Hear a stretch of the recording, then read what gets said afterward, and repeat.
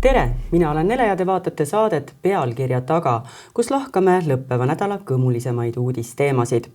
Ohuteavituse test, kus käivitati sireenid, Vene hävitaja rikkumas Eesti õhupiiri, valitsuse kokku pandud lisaeelarve, mis panustab kaitsekulude suurendamisse, andsid põhjuse stuudiosse paluda siseminister Igor Taro, kellelt me küsime 10 kas-küsimust. Ja loodame saada ka konkreetseid vastuseid, kust poliitiline sõnavaht on välja pigistatud. Tervist! Tervist! No, ilma aega raiskamata, hakkame siis peale. Valitsus kiitis eile heaks 46,5 miljoni eurose lisaeelarve. Kuludest ja investeeringutest 44,2 miljonit eurot suunab valitsus laia riigikaitsesse kriisikindluse suurendamiseks. Kas see on piisav, et inimesed võivad kodudes rahuliku südamega õhtuti magama minna? See kindlasti ei ole lõplik rehkendus, et see raha, mis eilse otsusega ümber tõstetakse, moodustab meie riigieelarvest ikkagi väga väikese murdosa. Et selleks, et me kõik laiapindse riigikaitse ülesanded saaksime täidetud, on vaja mõnevõrra suuremaid tükke ringi tõsta.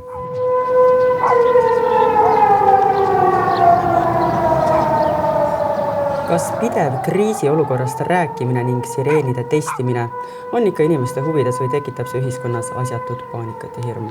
Mõistlik oleks teadlikkust tõsta, aga kõik sõltub sellest, mis toonis rääkida. Et kasutaksime näiteks sellise kuvandina rääkimist vihmavarjust. Et meil on ikkagi vaja vihmavarju igasugusteks olukordadeks, et kui sul vihmavari olemas, sa lähed õue, siis tavaliselt vihma ei saja. Ma arvan, et kriisikindluse mõttes võiks sama mõtet kasutada, et see ei oleks nii frustreeriv kindlasti. Ministri kandidaadina ütlesite, et Eestis on elanikkonna kaitsega suhteliselt kriitiline seis. Kas sõjalise rünnaku korral oleme peata olukorras ja toimivat süsteemset plaani pole? Peata me kindlasti ei ole, kuid meil on päris palju asju vaja ära teha, et meie inimesed oleksid kaitstud, et oleksid neil varjumisvõimalused. Et kui Soome on selle teemaga tegelenud aastast 39, siis meie loodame hakata tegelema umbes täna. Kas Eestil on täna konkreetne plaan merekaitse parandamiseks? Kindlasti on see plaan olemas, et kõik, mis siin nende huvitavate tankeritega toimus, on seotud sellega, et plaani viidi ellu, reageeriti, seal oli teatud planeerimistegevused olid taga, ja siis jõuti ka teatud tulemusteni. Kas tankeri saatmine ja Vene hävitaja samaaegne õhupiiri rikkumine andis meile mingi õppetunni, mis lükkaks asjaajamise kuidagi teisiti käima? Ma arvan, et õppetund on see, et eks Vene pool kogu aeg samamoodi õpib meie käitumisest, et meie peame kogu aeg leidma uusi lahendusi. Kas need asjad olid põhjuslikus seoses, seda me kindlalt ei tea, aga ühe hävitajaga kindlasti NATO riiki hirmutada ei ole võimalik. Kas osa ühiskonnas sõjahirmu tekitamisest on loodud kunstlikult või peaks kõigil olema igaks juhuks kriisiplaan tagataskus? No mulle tundub, et need ohud, mis meil päriselt on, ütleme idapiiri taga ja Ukraina kogemus näitab, et see ei ole meie mingisugune kunstlik väljamõeldis, et ikkagi riskid on reaalsed ja selleks, et riske maandada, sa pead midagi tegema, et vähemalt läbi mõtlema, et tegevused juhul kui vahet ei ole, kas tegu on looduskatastroofi elektrikatkestusega või mõne sellise tõsisema kriisiga. Kas sõjaolukorras on NATO abi Eesti jaoks vettpidav? Absoluutselt, kindlasti. Artikkel 5 toimib, et meil on pidev koostöö ja suhtlus oma liitlastega.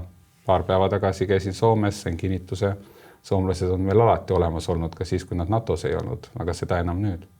Kas praegusel kriitilisel ajal on siseministri positsioon ühele endisele ajakirjanikule jõukohane?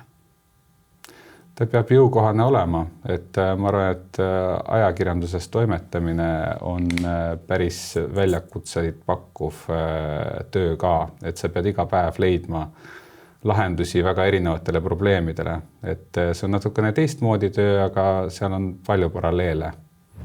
Kas kannate Johanna-Maria Lehtme peale vimma, et erakond sai pleki külge? Ma ausalt öeldes ei mõtle väga tema peale veel arvatud nendel üksikutel sekunditel, kui keegi hakkab küsima. Kas õppimine ja töötamine Moskvas on jätnud teie südamesse Venemaa jaoks sooja koha? Ma ei tahaks niimoodi öelda, et väga sooja, et pigem see on andnud sellist elulist kogemust, mida sealt võib oodata ja sellise tunde ka, et mingit illusioone endale ei tasu luua suhete paranemise või mis iganes olukorra paranemise osas. Härra minister, ma tänan teid nende vastuste eest, aga enne kui me lubame teid siit ära, siis me hakkame kohe vaatama tänavaküsitlust. Nimelt nädalavahetusel toimub suurejooneline laulushow, lauluvõistlus Eurovisioon, kus Eestit esindab Tommy Cash ja ma tahaks teada, kas ka teil on plaanis Eurovisiooni vaadata. Just nimelt selle küsimusega me käisime ka tänavatel. Kalendris seda ei ole tööalases, aga ma arvan, et võib juhtuda, et midagi ma vaatan, jah.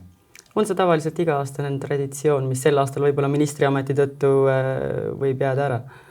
No ma loodan, et laupäeva õhtul ikka ei juhtu midagi sellist, et ma ei saa lihtsalt perega koos olla, et ma arvan, et see ei ole mul olnud nagu mingi selline rituaal, aga tavaliselt juhuslikult on ikkagi silma jäänud.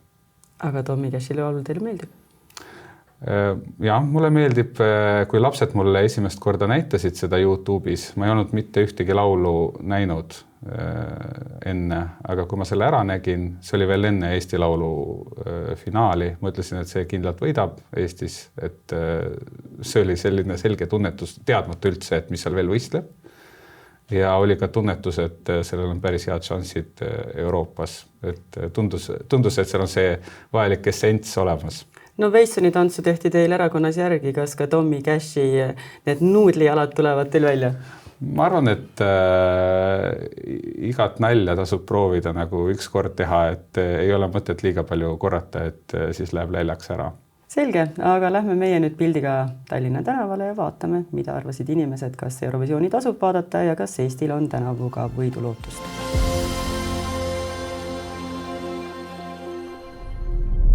Nädalavahetusel toimub suur Eurovisiooni finaalshow. Kas on plaanis vaadata? Absoluutselt. Laupäeva õhtul, no Tommy Cash esineb, vau, elagu Tommy Cash, mina arvan, et Eurovisiooni võit tuleb Tallinnasse.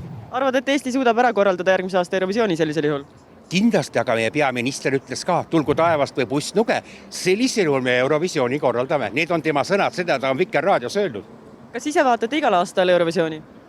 Olen ikka püüdnud küll, kui ma kodus olen olnud, siis kindlasti ja kui sellel ajal, paaril viimasel aastal ma olen olnud Türgis ja siis seal Türgi televisioon millegi pärast ei ole üle kandnud, aga ma olen leidnud alternatiivvarianti, ma olen vaadanud kas Saksa või Poola kanali peal, nii et igal juhul on Eurovisioon alati ära vaadatud. No kas tegemist on puhtakujulise lauluvõistlusega või on ikka poliitika ka mängus? Eks seal seda on palju räägitud, et põhja ja lõuna lobistamine ja ida ja lääs.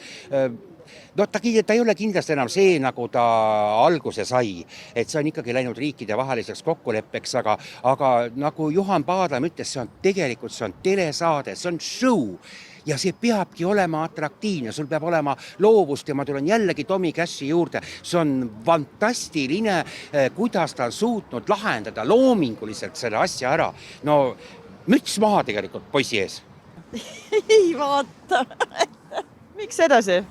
Ma ei ole huvitatud. Aga teate, mis lauluga Eesti on esindatud? Jaa, tean. Ma ikka uudiseid kuulan. Meeldib teile Eesti laul? On see hea valik? No ja liikumine on küll super. Nii et Tommy Cashile pöialt hoiate ikka, olgugi et ei vaata? Ikka. Võib-olla vaatan ka. Finaali vaatan, aga teisi ei vaata.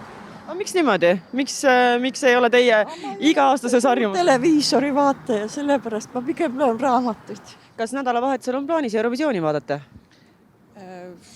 Võib-olla, oleneb, ei tea, vaatab. Nii et iga-aastane harjumus ei ole? Ei, pigem ei ole. Miks sedasi? Ma ei tea, ta vist nii huvitav ei ole. Aga teate, mis lauluga Eesti on esindatud sel aastal? Ja ikka tean. Ja mida te sellest arvate? Ta on nagu okei, ma arvan, et tal läheb hästi. Et võidulootus on täitsa olemas? Ei, seda ei usu, aga ma arvan, et esikümnes ikka. Tõsiselt me ei vaata. Meil on palju teisi asju, millega tegeleda. Nii et Eurovisiooni vaatamine on pigem aja raiskamine? No ma ei arva nii, aga mul on lihtsalt nii palju teisi asju, et mul ei ole lihtsalt aega. Aga teate, mis lauluga Eesti on esindatud sel aastal? No ikka teame. Mi amore, espresso macchiato, por favor, ja teame ikka. Usute, et meil on võidulootust? No jaa, usume ikka. elagu Eesti! Ja plaanin.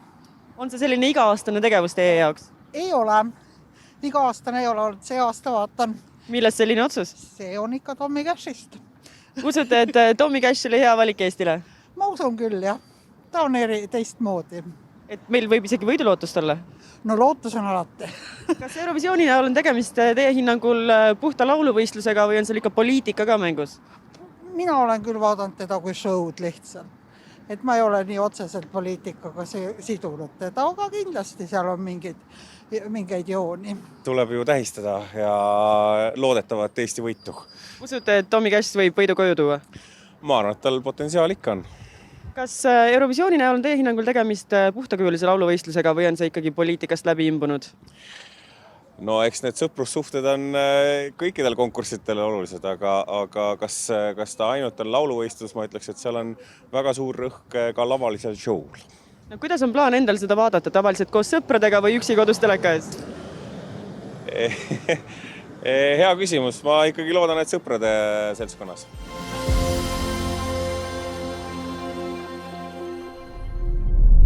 Jätkame siit stuudiost sellise pikantse looga, kus Tondiraba jäähalli endine juht Jelena Glebova jäi vahele küsitava tegevusega enda endisel ametipostil. Ja selle tegevuse tõi meie lugejateni Õhtulehe ajakirjanik Egvar Divakit. Tervist! No räägi siis, milles see lugu seisnes? Puuduvad dokumendid, ümmargused vastused ja omavolilised soodustused. Et kas sedasi võiks selle Glebova tegevuse tema ametipostil kokku võtta? Glebova tegevuse võiks alustuseks kokku võtta niimoodi, et ta ei oleks mitte kunagi ju tegelikult tohtinud seal ametikohal olla, et ta lihtsalt ei saanud oma tööga hakkama, millest kindlasti tuleb nagu palju probleeme dokumentatsiooniga, et Tallinna linna sisekontroll hetkel ilmselt murrab pead, et kui suur osa sellest on potentsiaalselt tahtlikult tekitatud kahju ja kui palju on nagu lihtsalt halba juhtimist, sest kogu linna auditite mõte on ju aru saada, kas lisaks Glebova kohta käivale kriminaaluurimisele, kus politsei uurib siis toimingupiirangu rikkumist, võib seal olla ka nagu alust esitada Glebovale tsiviilhagi, kui ta on tõesti mingid arvid nagu omavoliliselt väiksemaks kirjutanud ja linnaasutusele kahju tekitanud. Põhimõtteliselt on ju tegemist analoogse kaasusega, siis nagu Mailis Reps varastas ministeeriumi vara ja sai endale tsiviilhagi kaela lisaks kriminaalasjad. Räägime natukene lahti ka, et mis dokumente seal siis võltsitud oli ja mis seal täpselt valesti juhitud oli. Et ma saan aru, et Glebova ise ütles, et tema ei ole midagi halvasti teinud, tegemist on puuduliku broneerimissüsteemiga, mis tõttu said mõned esitatud arved väiksemad, kui nad tegelikult olema pidid. Jah, põhimõtteliselt võltsimine vist on vale sõna, et seda seal tehtud ei ole, aga mida tehti oli see, et broneerimissüsteem ütles näiteks, et Iluuisuklubi oli kasutanud jääd 40 tundi see kuu. Mingil kummalisel põhjusel oli arvele kirjutatud, et nad kasutasid tegelikult hoopis, arveleti 21 tunni eest ja mitte kuskil ei olnud nagu märget, et mis see ülejäänud 19 tundi siis toimus ja miks selle eest arvet ei ole esitatud.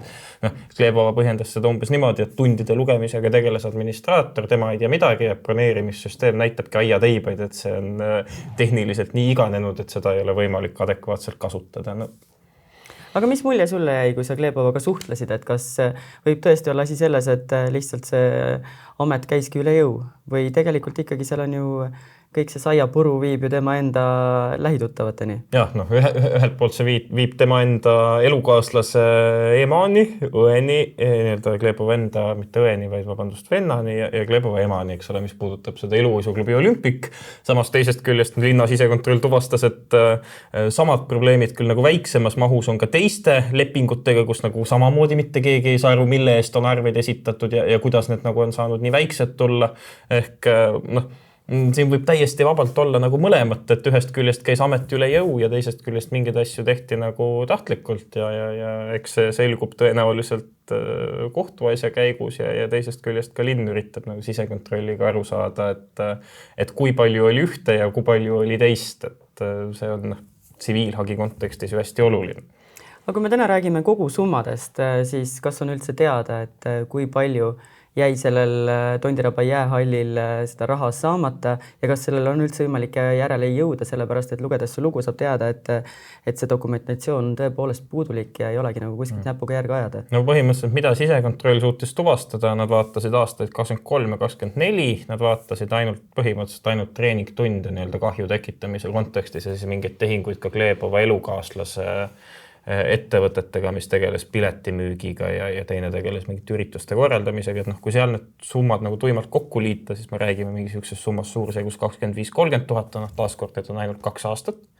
Ja me ei tea, kas seal võib olla veel midagi nende aastate sees, ilmselt siis, kui aastatel 23 ja 24 tunnid ei klappi, on väga keeruline näha, et siis ka aastatel 20, 21 ja 22 tunnid klappisid rääkimata varasemast, sest kui meenutada, siis aastal 2018 tegi Pealtnägija suure loo, kuidas Gleeboval dokumentatsioon on puudulik ja kõik lonkab 2 jalga. Toona Gleebova pääses sellest umbes niimoodi, et lahti lasti ta asetäitja, kes oli altkäemaksu võtnud mingilt klubilt ja lisaks vist ka spordiameti juht pidi toona ametist lahkuma, aga Gleebova jätkas, et minu meelest toona selle loo püent oli see, et Gleebova pääses umbes sellepärast, et kuigi ta oli selle asutuse juht, siis justkui ametlikult tuvastati, et ta oli kõik juhtimise teistele delegeerinud, et ta ei teinud midagi.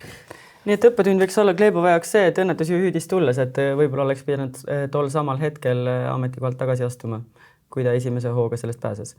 Üldiselt inimesed ei kipu ametikohalt nii lihtsalt lahkuma, tegelikult liigub linna peal ka jutt, et Gleebovast üritati lahti saada hiljem, aga mingil kummalisel põhjusel õnnestus tal kogu aeg ametisse jääda, kuigi vähemalt ühel ajahetkel oli näiteks abilinnapea juba olnud nõus, et jah, et me laseme Gleebova lahti ja Gleebovaga oli ka vestlus ära peetud, et ta peab ametist lahkuma, kus siin on juttu veel Keskerakonna võimuajas. See oli, kui ma nüüd peast õigesti mäletan, see oli äkki aasta 21 või 2, kui nagu see läbi käis.